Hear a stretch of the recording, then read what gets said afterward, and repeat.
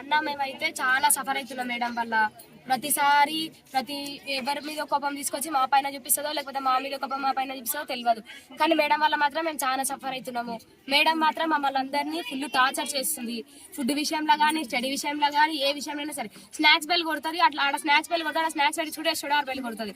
Study వరకు రాని వాళ్ళని ముక్కు చెంపలేపిస్తుంది. మేము స్టడీ చేయడానికి వచ్చినాం కానీ ఇంత టార్చర్ అవ్వడానికి అయితే మేము రాలేదు. మా పేరెంట్స్ మమ్మల్ని జస్ట్ ఇక్కడ మేడం వాళ్ళు మేము ఎట్లా చూసుకుంటామో మేడం వాళ్ళు అట్లా చూసుకుంటారు కదా, మా పిల్లలకు భవిష్యత్తు బాగుండాలి కదా అని ఒక్క కారణం మీద వేసిపోతారు.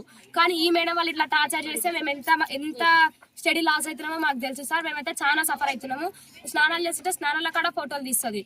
మేము ఒక 1 minute లేట్ అయ్యి వస్తే నేమ్స్ రాసి ఎవరికి పెడుతుందో ఫొటోస్ తెలియదు, కానీ ఎవరెవరికో ఫొటోస్ పెడుతుంది.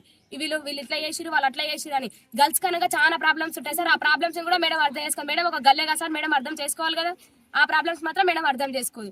ప్రతిసారి మమ్మల్ని సఫర్ చేస్తుంది. ఒక అమ్మాయి చదవకపోతే అమ్మాయిని గొంతు పట్టి పైకి లేపిందంట. అట్లా చేస్తే మనకు కరెక్ట్ అయినా సార్? మేడం కూడా ఒక స్టూడెంట్ స్టేజ్ ఉంటే కదా టీచర్ స్టేజ్కి వచ్చింది. మా బాధలు కూడా మేడం అర్థం చేసుకోవాలి కదా. ఫుడ్ విషయంలో మేము ఫుడ్ ఇస్తలేమని ఆ విషయంలో మమ్మ సఫర్ చేస్తుంది. సండే రోజు మాకు చికెన్ వస్తే ఆమె కేజీ చికెన్ తీసి ఆయిల్ మొత్తము ఫ్రైడ్ రైస్ చేపించుకొని తింటుంది. అట్లా చేయకపోతే ఆంటీ వాళ్ళని తిడుతుంది, మమ్మల్ని సఫర్ చేస్తుంది.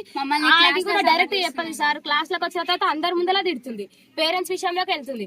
మొన్న జస్ట్ ఎవరో మేడం వాళ్ళు వచ్చారు, గీత మేడం వాళ్ళు వస్తే ఆ మేడం కి చెప్పినామని ఆ రోజు మీ పేరెంట్స్ అందరు పోని అని ఎట్లా అంటే అట్లా తిట్టించారు మమ్మల్ని. అయితే మేమైతే మేడం వల్ల చాలా సఫర్ అవుతున్నాము. మాకైతే న్యాయం చేయాలి సార్. న్యాయం చేయకపోతే మేము ఈ రోజులకుండా ఈయనే ఉంటాం.